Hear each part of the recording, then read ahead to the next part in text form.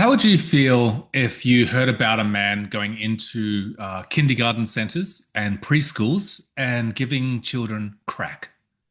Would that upset you? Would you be angry? I know I would. What if that is being done on a daily basis without you even realizing it? There was an article I just read, and a mum has done a wonderful experiment.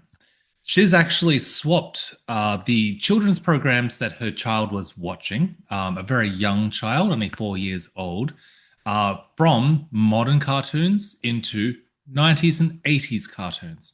And she noticed a huge difference in her child's behavior, leading her to a conclusion. The conclusion is that while the 80s and 90s cartoons were educational, slow paced, duller in their color, more well rounded in the storytelling. When she turned off the program, the children didn't react. They just went back to playing. However, when she did this with modern cartoons, the children cried, begged, moaned, almost like they were coming off a drug. Now, modern corporations have, with the use of psychologists and testing audiences, manufactured digital crack for children. The idea behind modern cartoons is constant flashing and constant changes, which mesmerize the children. They can't break away. Their dopamine centers just firing off constantly.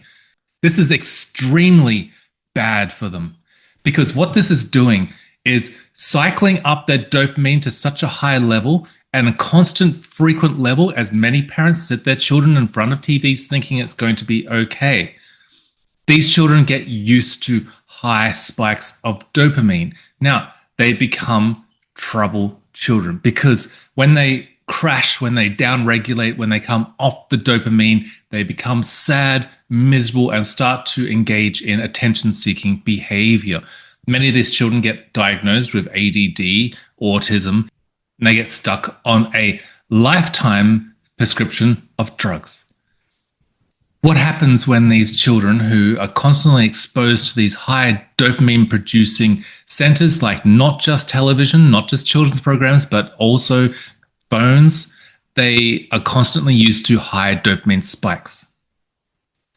This is really dangerous, and we're manufacturing a generation that's going to be turning from phones and addictions and everything to high-risk behavior, drug use, anything that can get the dopamine firing because that's the new normal. But it's not normal at all. Normal is having space, being bored, finding adventure, spending time slowly reading a book. And if we don't do something about what these corporations are doing to our kids, we're going to be manufacturing a depression generation because at some point these dopamine upcyclings that young children to teens are engaging in will eventually burn them out.